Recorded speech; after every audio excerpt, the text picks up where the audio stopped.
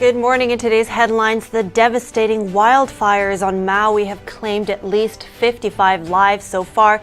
Thousands are left without power or communication. Special counsel Jack Smith asks for a January trial date for former President Trump. Trump calls the move a political game and proposes his own terms. The Supreme Court halts the bankruptcy settlement of Purdue Pharma, the maker of OxyContin. It would have shielded company owners from lawsuits over the opioid epidemic.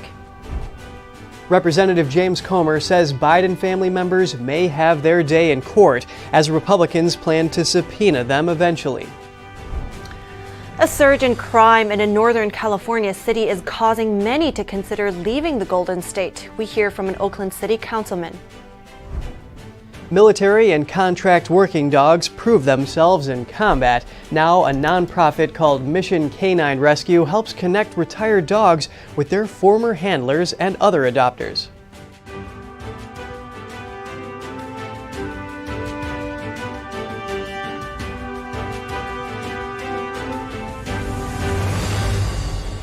Good morning. Welcome to NTD. I'm Kevin Hogan. Good morning from me also. I'm Evelyn Lee. Today is Friday, August 11th. And Governor Josh Green says 1,000 people are still missing in Hawaii. Right. He says they're not presumed dead, but communications are down, as we just heard, so their safety is unclear. Yes, and with radio and phone signal out, the governor says that they're going to try to get their officers satellite phones. And we're going to give you the latest update on this tragic situation. The wildfires that struck the Hawaiian island of Maui have claimed 55 lives so far, and the death toll is still rising. Authorities say 80% of the fire in Lahaina is under control, and added that none of the 3 ongoing fires have reached 100% containment. Over 10,000 people are without power and communication. The cost from the disaster is now into the billions. Search and rescue teams from California and Washington state have been deployed to assist first responders. Officials in Hawaii have declared a freeze on prices for all goods on Maui, effective until August 31st.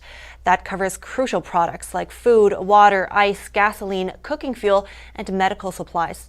Consumers are instructed to notify authorities of any price hikes. NTD's Cost Jimenez gives us an update on the extent of the damage and the government's response. The fire has been described as the largest natural disaster of this generation. Aerial photos show the extent of the damage in Lahaina. Images emerging from the disaster paint a grim and gloomy picture, as the town appears as if it was hit by bombs. Flames roared throughout the night, forcing adults and children to dive into the ocean for safety. This resident lost his home and his car to the flames. Compare it to The Walking Dead, as a completely apocalyptic. People swerving around, accidents, and there was everybody's trying to run to save their lives. There's a lot of people, more than 36 people that didn't make it. I tried to warn as many people as I could. We tried.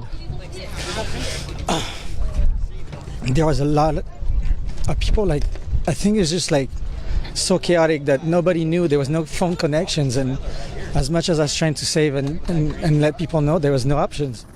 This resident also lost her home to the fire. We were saying, should we leave? And then we said, nah, unless the winds shift, we don't need to. And it was like the wind said, well, are you testing me? Because then that second the wind shifted and came towards us, and it didn't take long. It took from when the wind shifted until when we were we need to go. It was maybe 5-10 minutes. A 66-year-old grandfather sent a photo of the wildfire to his family as he was evacuating the area on Wednesday. His family hasn't heard from him since. I've seen a lot of things in my day. I'm a 10-and-a-half-year Air Force veteran. I've done some deployments, but I've never quite experienced anything quite like it. It was dark as night could be, even though it was still the daytime. At some points, gusts of winds would clear the smoke away, and I could see the sun shine down through the smoke, and it was very surreal. The wind was so strong that it seemed like it was raining fire. Everything, there were ambers just flying through the streets, setting anything it could ablaze. It was really surreal, something out of a movie.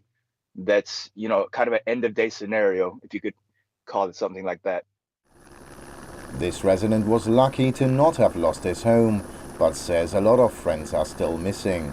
We're scouring the regular shelter lists, trying to get for familiar names. We're sending out texts, but not hearing back, hoping that this is just a battery issue or a cell phone tower issue.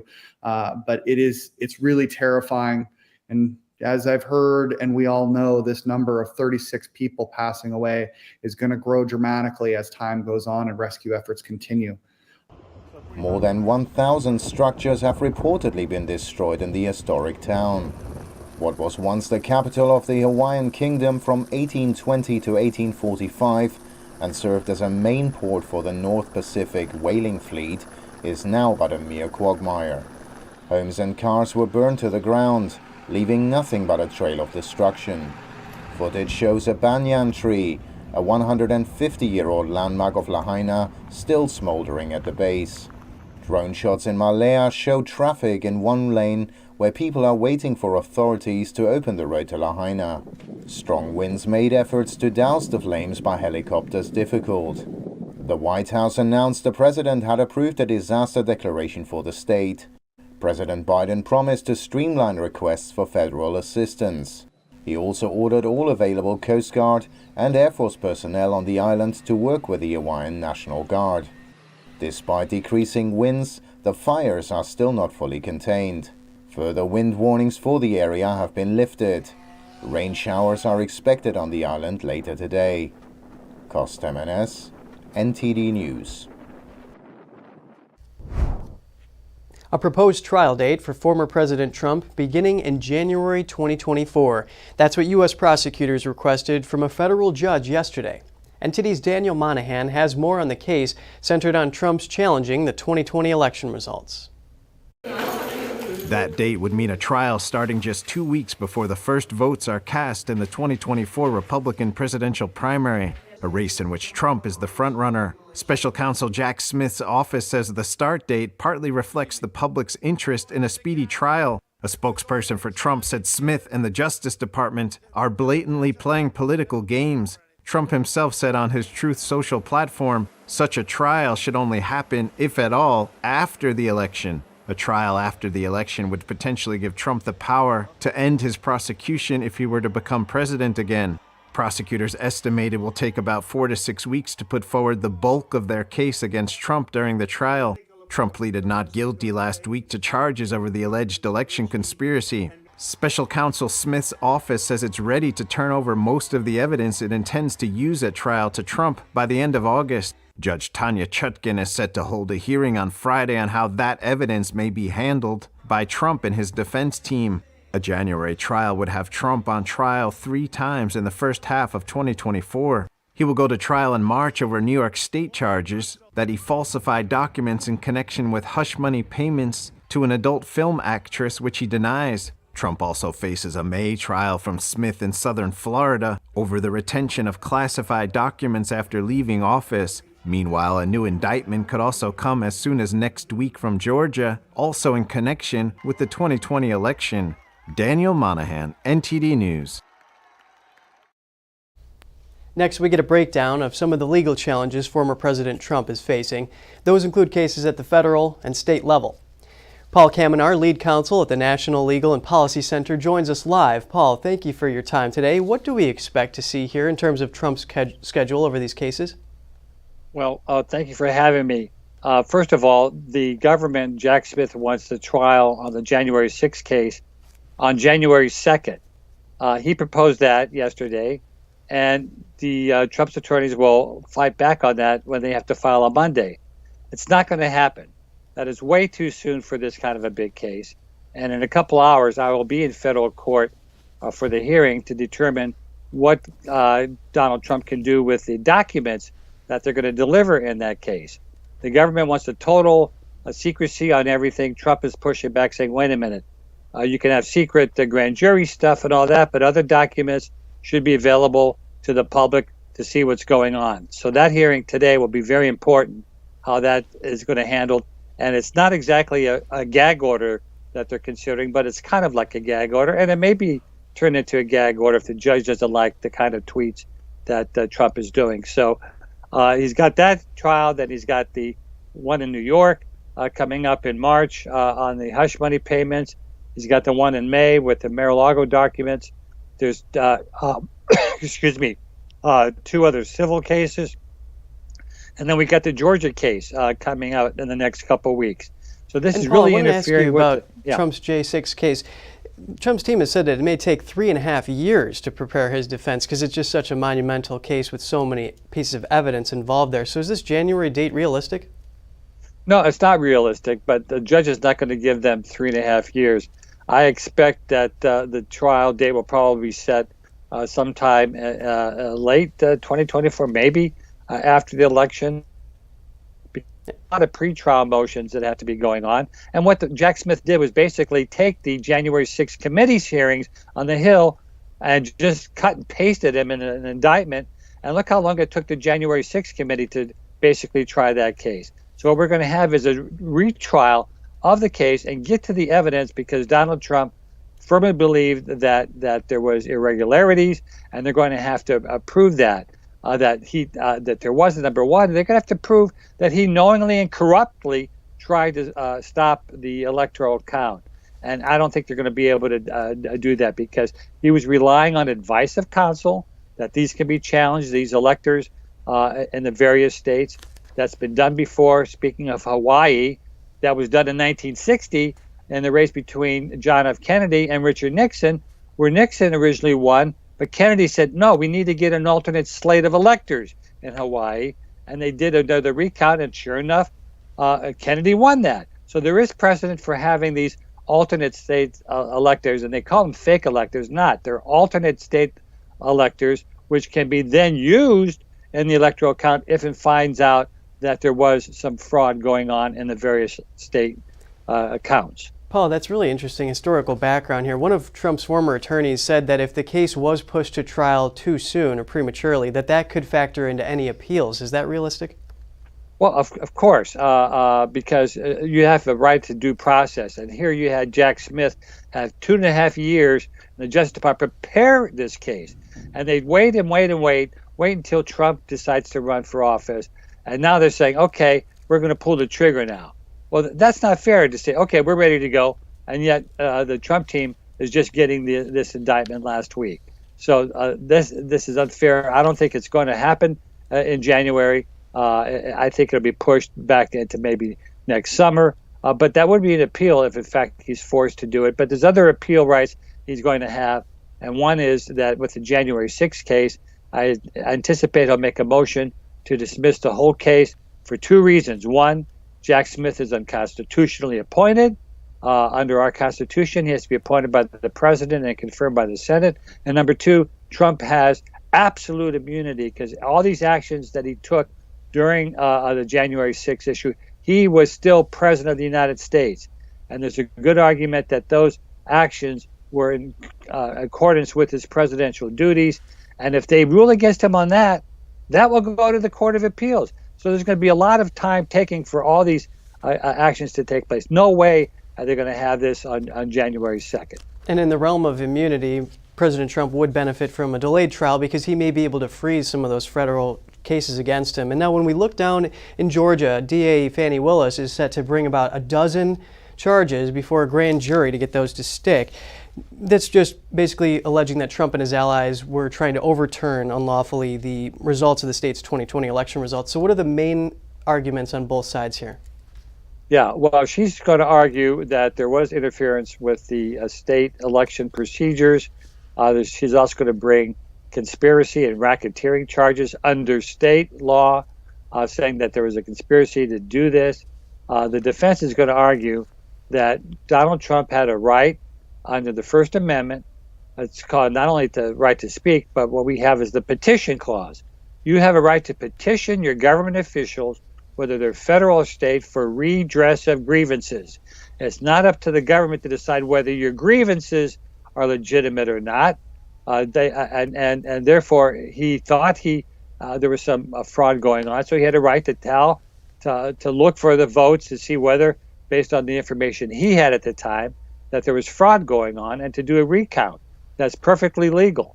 So that's the defense on the other on Trump's side, and Fani Willis is going to argue that no, you were trying to steal the election here.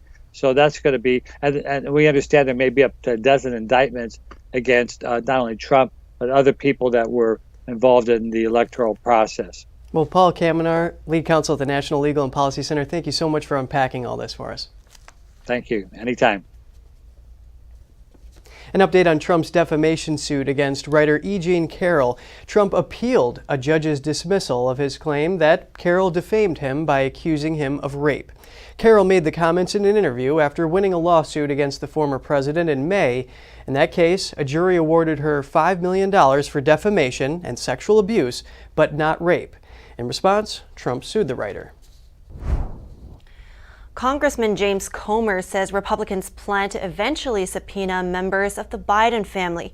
Comer believes new evidence, including the testimony of Hunter Biden associate Devon Archer, directly implicates President Biden in his son's foreign business calls. Comer says the committee intends to bring in 3 or 4 other associates for transcribed interviews.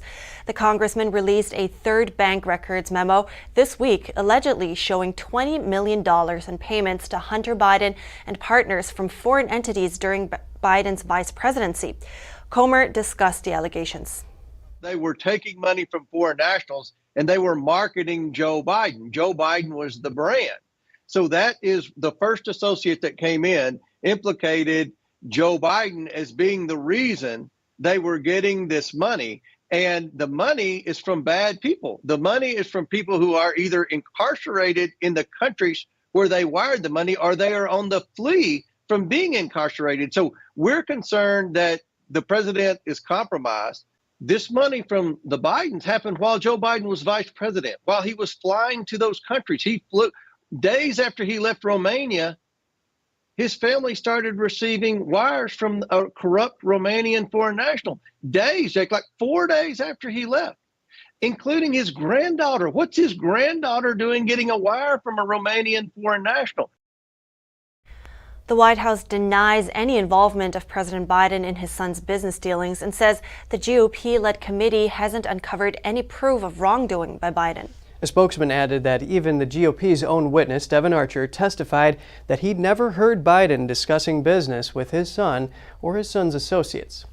And coming up, the Supreme Court is putting a hold on a deal that would shield Purdue Pharma from lawsuits over the country's opioid epidemic. And President Biden's giant vacuum cleaner plan is spending over $1 billion to suck carbon out of the air, but opponents are skeptical. Stay tuned for that story.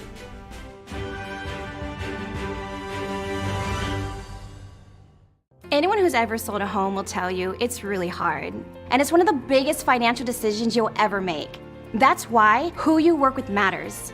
Together with HomeLight, we take care of every detail. There are 16 million children struggling with hunger in America. This is a serious problem, but one we can solve. Visit feedingamerica.org to help. Together we can solve hunger. Together we're feeding America. Is deep-sea fish oil really healthy? Due to pollution in the oceans, most fish contain heavy metal elements and radioactive substances. That's why it's so important to choose a pure source of omega-3. Puritang green vegetable omega-3 is made from purslane and perilla seeds, which are rich in nutrients and minerals, especially vitamins A, D, E, calcium, and iron. With natural processing and no harmful chemical additives, it has more than 90% concentration of omegas 3, 6, 7, and 9. It effectively improves brain power and is beneficial to the heart's health. Puritang Omega-3 does not smell of fish and contains no pollutants, so both adults and children can safely and easily consume it over a long period of time. Puritang Green Vegetable Omega-3. Greener, healthier, and more effective. Visit puritang.com to learn more.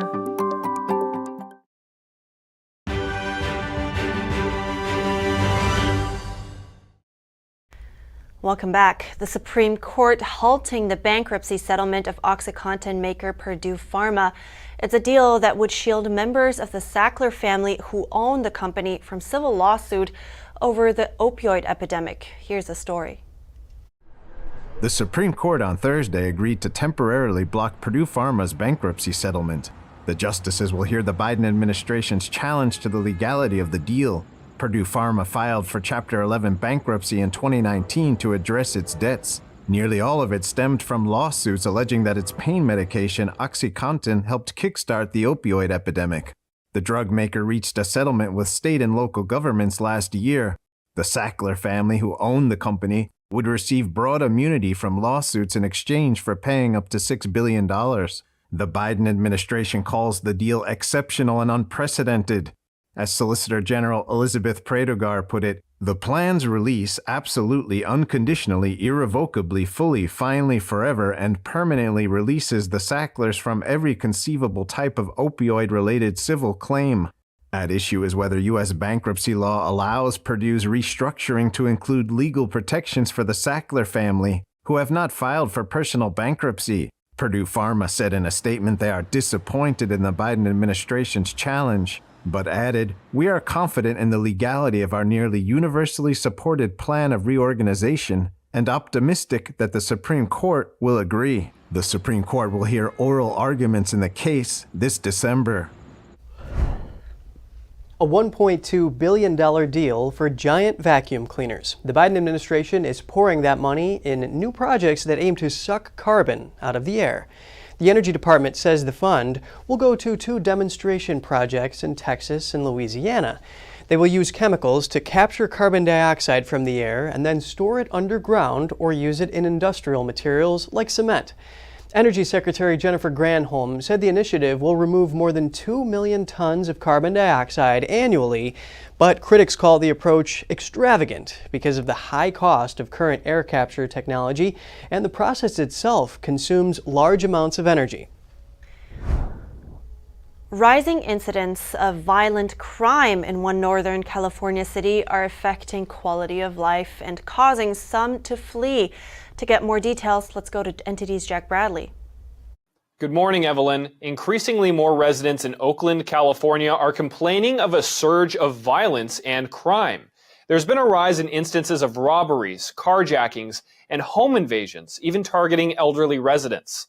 To dive into this more, I spoke with Oakland Councilmember Dan Kolb, who said there's hundreds of people showing up to public safety meetings to voice their concerns. Over the past several months, really more accurately over the past few years, 2 or 3 years, certain types of crime, in some cases violent crime, have gone up in about a dozen different neighborhoods throughout the city of Oakland.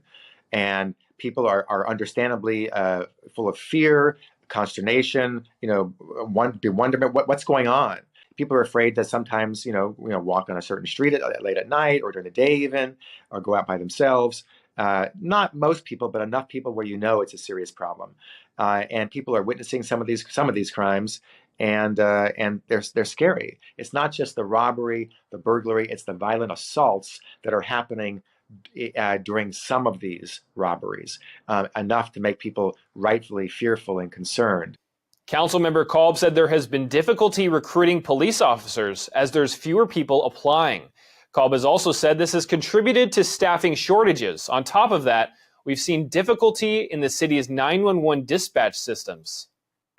We've had some horrendous complaints that people are on hold for 5, 10, 15 minutes or more when they call 911. I mean, imagine if someone has a heart attack and you call 911 and you're on hold for 10 minutes. That is completely unacceptable.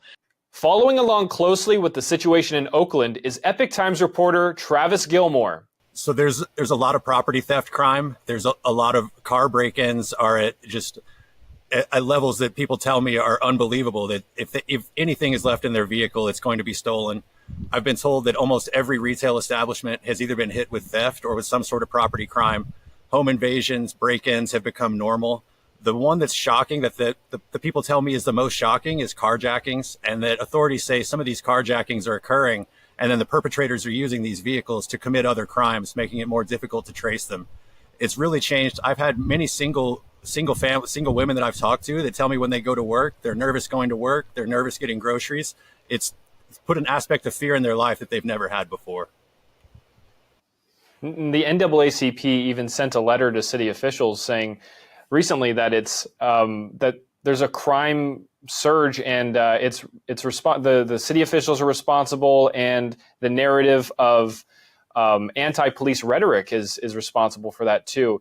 Are we seeing a shift in narrative here? And as for this letter, were you surprised when you saw this?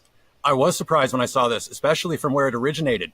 Now we have community leaders that are recognizing the criminal element and the impact that it has on the community, and the impact that some of these narratives in the past in terms of defund the police and criminal justice reform, now seeing the consequences of some of these actions, they're really turning a corner. And it's the question now is this the beginning of a new ideology where we see the understanding that community and police need to come together, that this is an aspect of community safety that is a united effort, not one where it's one side against the other.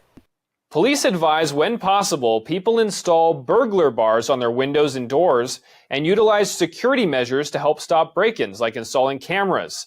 They also recommend concealing money and your cell phone when in public and not leaving anything of value in the car when parked in the city. Evelyn, back to you. More coverage still to come. Secretary of State Antony Blinken issues a stern warning to the junta in Niger, and the West African bloc activates troops. And Ecuador captures several Colombian nationals allegedly tied to the assassination of a presidential candidate. That's after the break.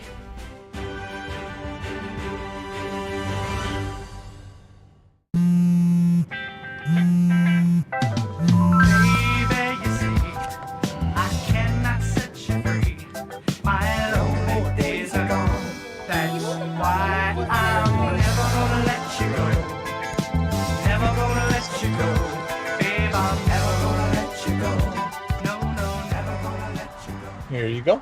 Thank you. Thank you.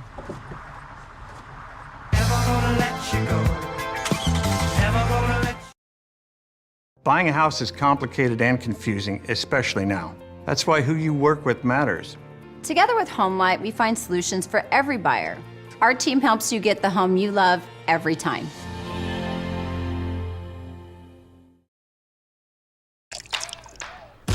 You're not going to get it all right. Just make sure you nail the big stuff. Mama! Like making sure your kids are in the right seat for their age and size. Get it right at nhtsa.gov/the-right-seat.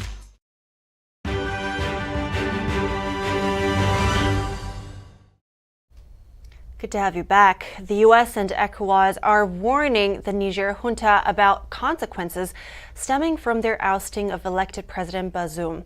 The Economic Community of West African States has activated a standby force. This after the junta in Niger ignored an August 6th deadline to stand down. Following a meeting in Nigeria on Thursday, ECOWAS pledged to enforce sanctions, travel bans, and asset freezes on those preventing the return to power of democratically elected President Bazoum. Secretary of State Blinken said that the United States will hold the junta accountable for the safety of Bazoum, his family, and detained members of the government. There are no specific plans yet for the use of the standby force. And following last month's coup in Niger, U.S. officials recently warned that Russia's Wagner group might take advantage of the instability in West Africa.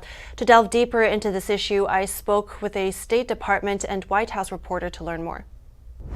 Now, State Department spokesperson Matt Miller actually suspects that Wagner may try to exploit the situation in Niger for their own advantage. How do you think they could do that?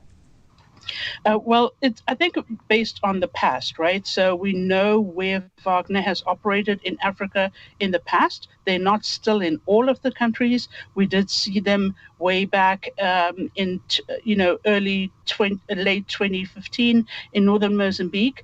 But we've seen that where there is a gap in security, they have been able to exploit that situation.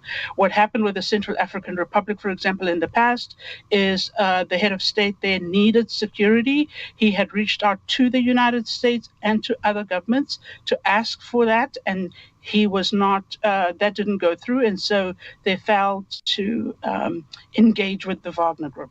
We've seen how the Wagner Group has entered in arrangements in Libya, for example, in Mali, for example, and so this is just based on what we've seen Wagner do in the past on the continent. Ambassador Nuland told reporters on Monday that, quote, she said, "I got the sense in my meetings today that the people who have taken this action here understand very well the risks to their sovereignty when Wagner is invited in." And she added that, "I would not say that we learned much more about their thinking on that front." What does that mean? We haven't, since this coup, been able to assess, or the United States has not been able to assess, where the coup leaders are at in terms of will they want Wagner to step in or not? Even Ambassador Nuland was not able to make that assessment by the time she left Niger on Monday. Now, let's back up for one bit, and can you also explain what Wagner Group's interests are in Africa and Niger specifically, based on the knowledge that Prigozhin actually recently said that they wanted to increase their presence in Africa? It's always going to be military, or political, or economic. I would say those three strands. Why economic? Because of the mineral resources in the countries where they have been present.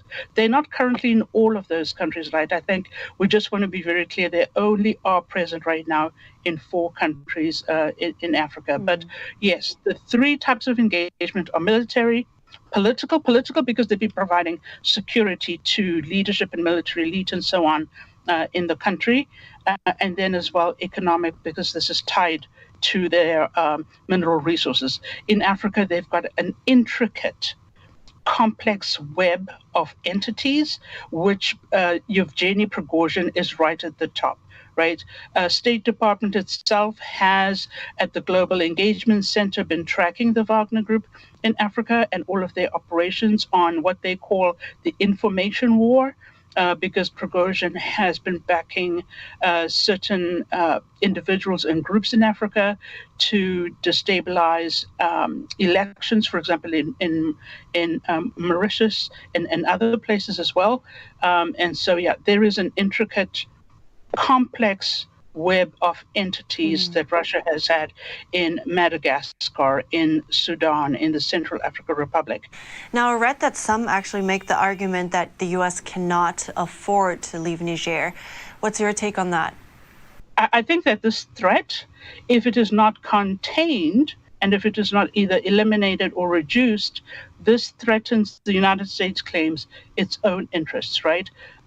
So I think that if there is a security gap, the fear there is that then it would allow Al-Qaeda and ISIS an opportunity to either expand, to grow, or to recruit. Remember, one of the premises by which communities, and we saw that very much happen in Burkina Faso, is when the community's needs are not met.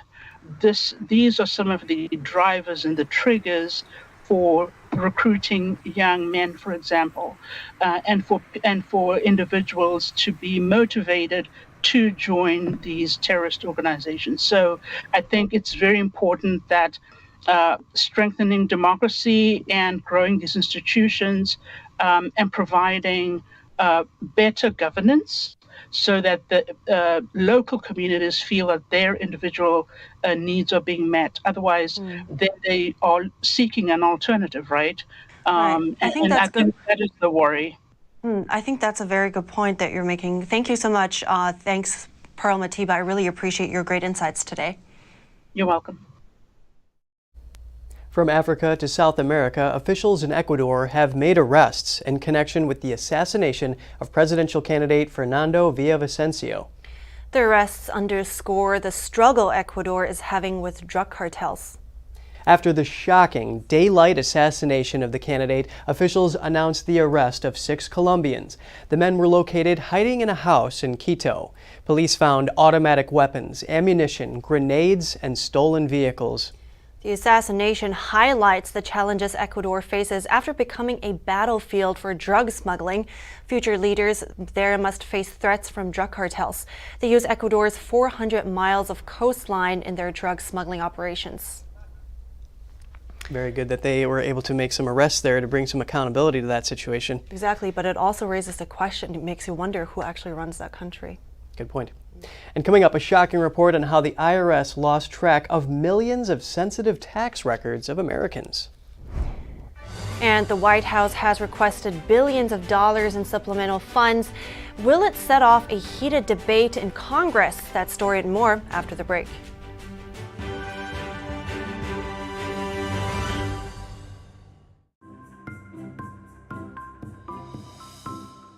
They are some of the hottest videos on social media. Those videos claiming to instantly get rid of bags under your eyes. Annette Figueroa is here to tell us why she says this one is for real.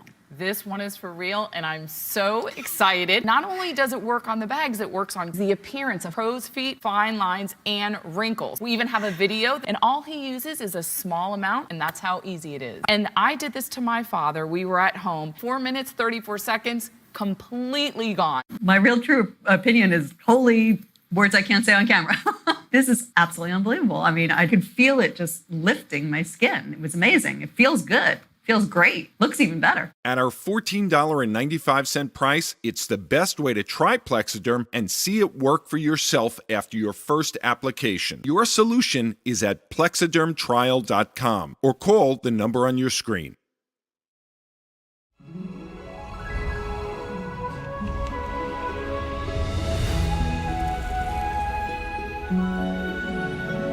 Miss NTD, the first NTD Global Chinese Beauty Pageant.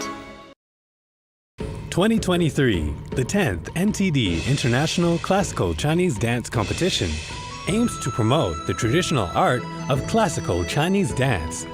This September, top dancers from around the world will compete in skill and showcase talent at the Performing Arts Center of Purchase College in New York. Don't miss the chance to see these long-lost dance techniques performed live.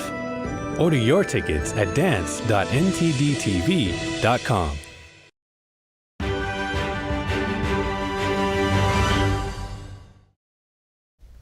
Welcome back. $40 billion. That's how much the White House is asking for. Yesterday's request will likely create some disagreements in Congress. About half the money is earmarked for defense aid and humanitarian relief in Ukraine. That includes funding for equipment, military, and intelligence support.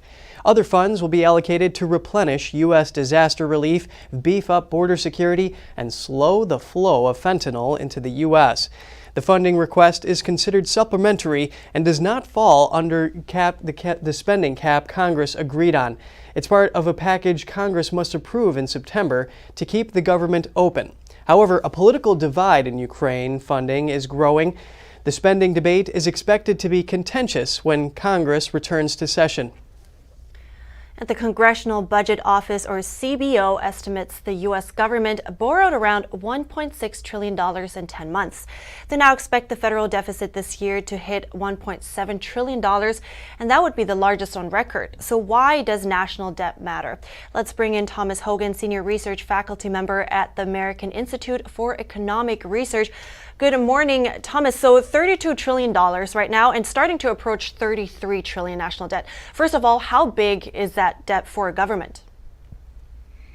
It's pretty big. I mean, the United States has one of the larger debt to GDP ratios. That is, the amount of our debt is much larger than the size of our economy. You know, a lot of times for countries, you worry when the debt gets to be more than 100% of the economy, and we're at around 150%. And so that means it's going to be pretty difficult for us to, pay all of that off. And in light of that, this year, I just mentioned the $1.6 trillion in 10 months. That's double from last year as well. So where is all this money going? Yeah, that's right. I mean, every year the U.S. government spends more money than it brings in tax revenues, and that means we have to borrow a lot. As you mentioned, $1.6 trillion in the recent period, and so that's higher than previous deficits for a couple of reasons. One is we just didn't happen to have as much revenue, as much tax revenue that came in this year, but it's also from increased spending in a number of areas. Due to the inflation that we've had in recent years, mandatory spending programs like Social Security, Medicare, and Medicaid have all gone up.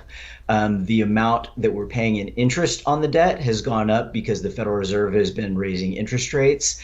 And then also there have just been increases in other regular spending programs, things like the Biden administration's bailout of student loans, which means that those loans are now going to be paid by U.S. taxpayers rather than the people that borrowed the money. And so all those things are drivers right now of the increased deficit. Right. Now, I want to go back really quick to the point that you made that it will become very difficult to pay off that debt. What risk exactly are we running there? Because we can't really look at it from the same standpoint, the way we look at household debt, right? Yeah, that's right. So the U.S. government owes a pretty substantial debt that if this were your household, you might be worried about that. And I used to joke, I used to teach finance and tell the students that, U.S. government debt is considered risk-free. And I would say, look, if you ever worry about the U.S. government not paying its bills, you've got a bigger problem than the return on your portfolio. But it turns out now we actually do have to worry about the government paying its bills. Our debt was recently downgraded by one of the major credit agencies because they worry that the U.S. just might not have the revenue in the future to pay off this ever-growing debt. This debt is projected to continue to increase. The Congressional Budget Office says that it is unsustainable. And so at some point, we're going to have to cut the spending. That's really the only way that we're going to be able to pay off this debt. And so we hope that there will be some kind of reform, but it just isn't politically viable right now.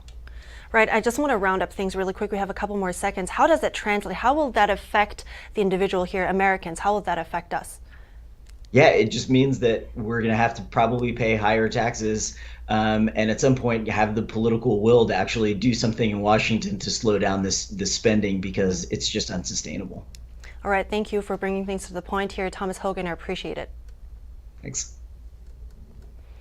And a shocking report on how the IRS handles old tax records. A government watchdog finds that the tax agency has lost track of millions of sensitive tax records of Americans. The Treasury Inspector General for Tax Administration issued the report earlier this week. It says the IRS lost track of up to 2,000 microfilm cartridges. They contain roughly 19 million sensitive business and individual tax records of Americans. The report concludes that the IRS is not in compliance with records management requirements. The lost records could be used by criminals to commit identify theft and tax fraud. In light of the findings, the watchdog recommended the IRS carry out a detailed inventory of all microfilm cartridges on hand. In a letter responding to the report, the tax agency blamed long-term underfunding and staff attrition to the problems. Some business news here. The Bureau of Labor Statistics reported a 3.2% increase in consumer prices. This is the first rise after 12 straight months of decline. What does the inflation figure mean for your life? Here to discuss this is NTD business host Don Ma. Thanks for joining us, Don. Thank you, Kevin. Looking good this morning. So inflation is now at 3.2%. Where are consumers still feeling the squeeze? Well, housing costs remain stubborn. It's still up 7.7% from 1 year ago. And as well, energy and food also saw slight upticks from June to July. Grocery prices ticked up 0.3% in July, and it was driven largely by rising beef prices. Now, from June to July, the price of uncooked beef roasts spiked 6.5%. This is all according to data released by the Bureau of Labor Statistics. And uncooked beef steaks prices rose 2.3%. Uncooked ground beef rose 1.5%. Altogether, beef and veal got 2.4% more expensive last month. Eggs, chicken, and milk, though, a little bit less. And as well, for those who would like to travel, airline fares and used cars and trucks were among other areas that saw decreases. And here's something for those that go out to eat a lot. You might want to hear this. In the month of July, menu prices rose just a tiny bit, just 0.2%. But over the course of the year, menu prices went up 7.1%. Dine-in restaurants raised prices about 5.8% for the year, while fast food and fast casual chains increased menu prices by 7.1%. Oh, higher prices for food and housing. That is a concern. Those are our staples there. So with inflation having come down significantly from its peak last year, why haven't we seen prices come down more? That's a great question, Kevin. Here's the thing. what inflation means is the rate of increase of prices. And the key word here really is increase. So, right, inflation has come down dramatically, but what that really means is that prices are increasing at a slower speed. That's all that means. It doesn't mean prices are coming down. It still means prices are going up. They're still getting more expensive, but it's just getting more expensive at a slower speed. So if inflation is at 0%, hypothetically, you still won't have cheaper prices. I see what you mean. Only in a state of deflation are we going to actually start to see these prices come down. Is that right? Yeah, that is correct. So do you have any other news updates for us, Don? So adding to that report, another report shows that more Americans are failing to pay off their credit cards and car loans.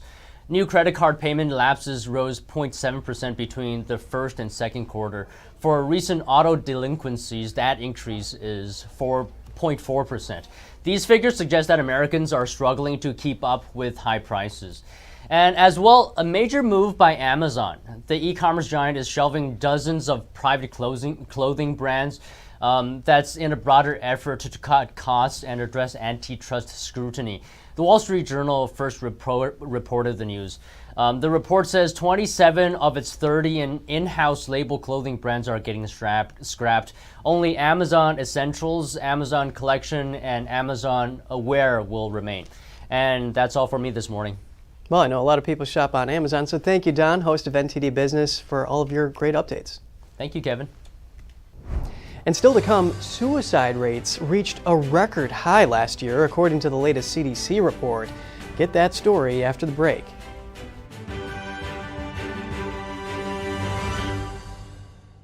Shen Yun Creations, the streaming platform from Shen Yun, featuring world-class dance, past programs, and all original music.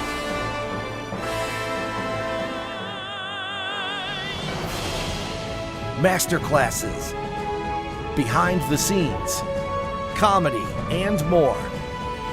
Explore shenyuncreations.com.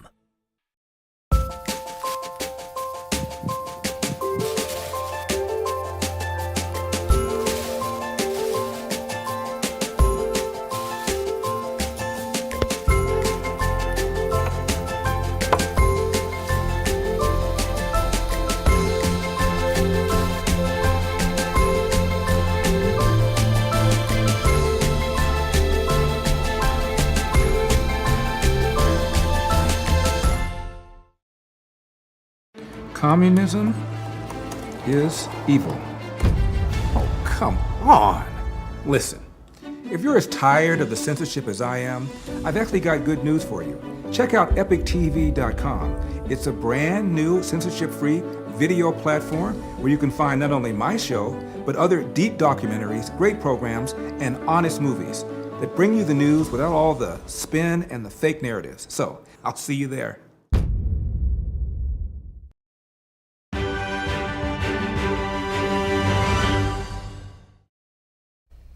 Welcome back. Nearly 50,000 suicides in 2022.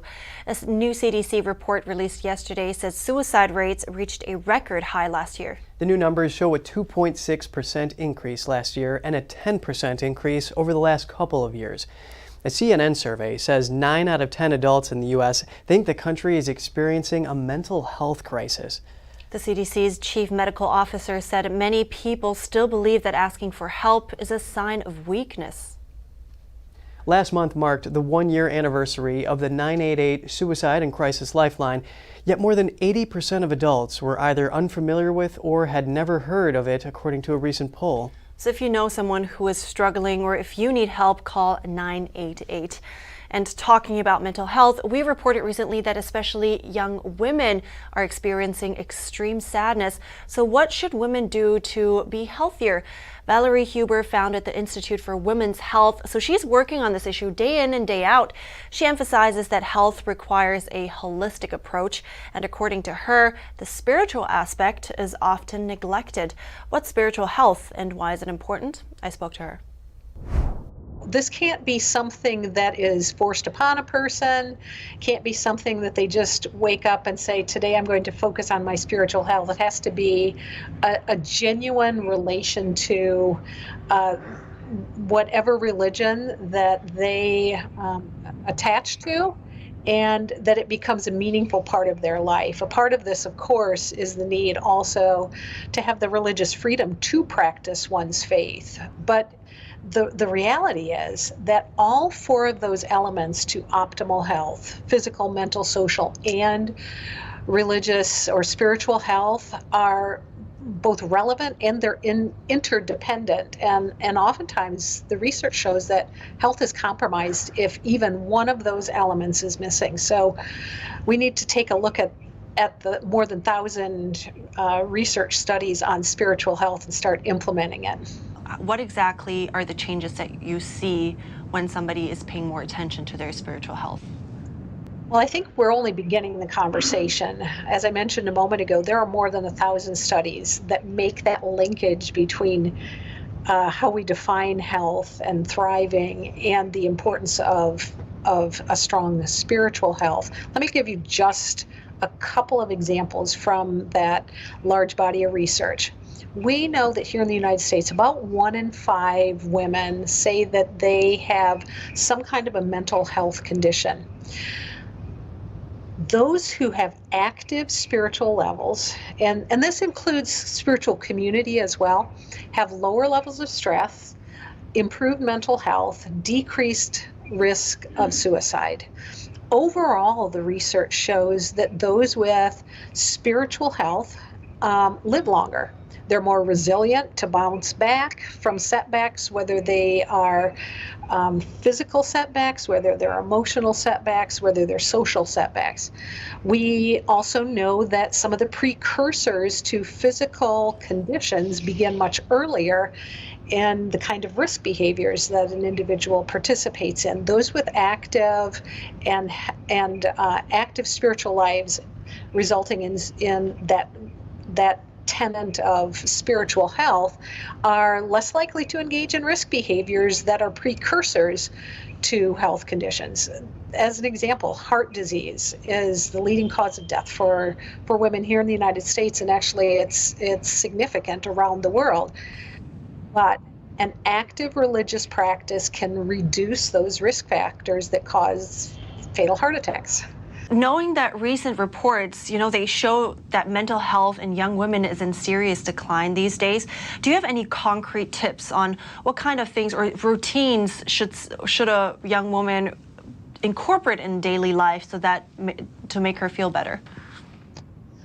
Well, I think that some of the research that's coming out as a result of the COVID pandemic has shown us that a lack of community is very detrimental on our mental health, and that the lack of community and the decrease in mental health also has consequences on physical health. And using just COVID again as an example, those who were isolated were much more likely to develop mental conditions. So it works both ways.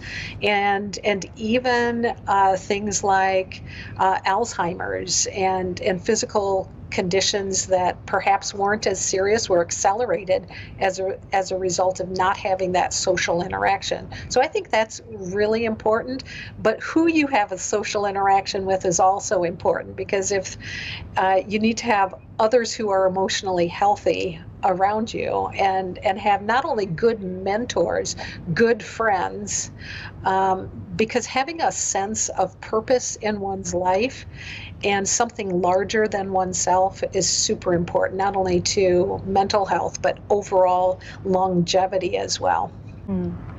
Thank you so much for those insights. Fascinating. Thank you, Valerie Huber. I appreciate it. Thank you so much for having me.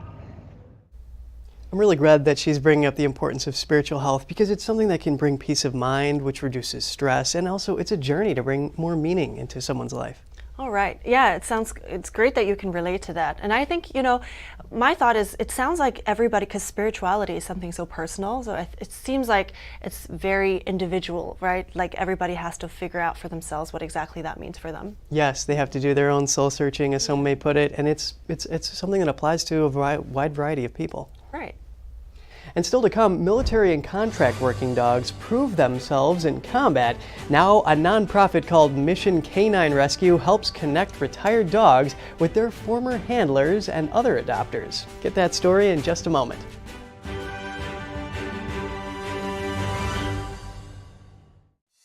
Does this look familiar? You probably think this is what owning hearing aids would be like. Let me tell you, there's a better way. The Atom by Audien Hearing. The all-new Audien Atom is the world's first wireless charging hearing aid under $100. The Atom comes with an easy-to-use wireless charging dock. Plus, the Atom has a 22% smaller design, so it's nearly invisible when worn in the ear. That's why we have over 250,000 happy customers. Each pair has a 45-day money-back guarantee, so there is zero risk in trying them. Call 1-800-918-3109. That's 1-800-918-3109. Call 1-800-918-3109 or go to audienhearing.com to get your pair of Audien Atom hearing aids for only $99.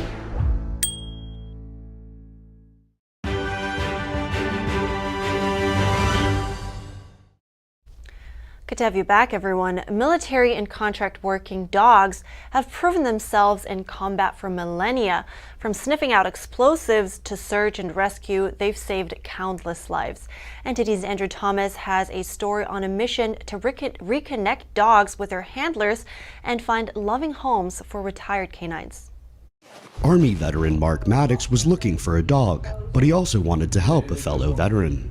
After a friend of his attended a charity event, she urged him to get in touch with the keynote speaker, Kristen Maurer. Maurer is the co-founder and president of Mission Canine Rescue, a nonprofit that rescues retired military and contract working dogs. The bond with these dogs is incredible. I think it's part of what makes them a working dog is the ability to bond with a handler. And they are so happy to be in a home and to be able to be with somebody. After Maddox spoke with her about the organization, he applied and was approved to adopt. Now he shares his home with two Czech German Shepherds named Aster and Tiger. They're like stage 5 clingers, as the movie says. They want to be with you all the time. And you can't help but give back. When they love you that much, you can't help but love them back.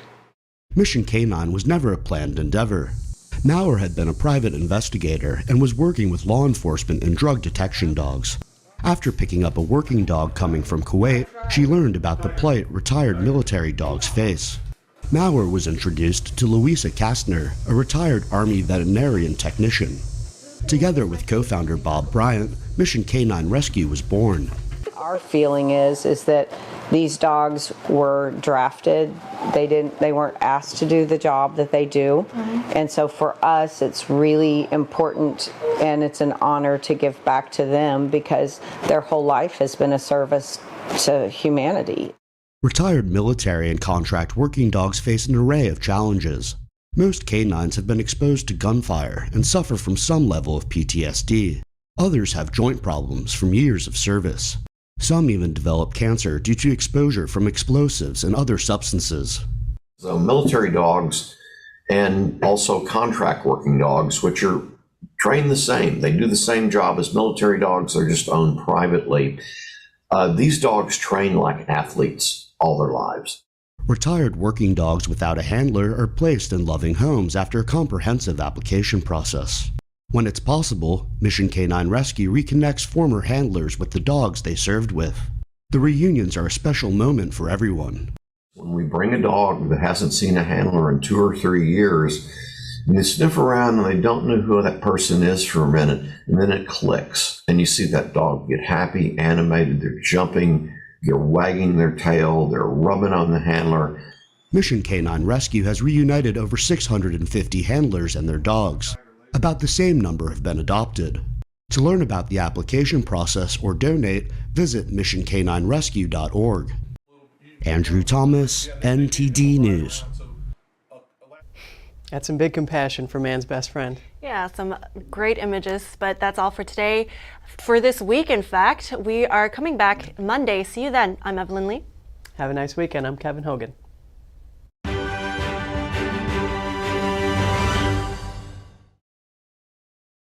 Thanks for watching us on YouTube. Did you know YouTube only keeps selective videos on its platform? So if you want to make sure you get the full picture, just subscribe to our newsletter.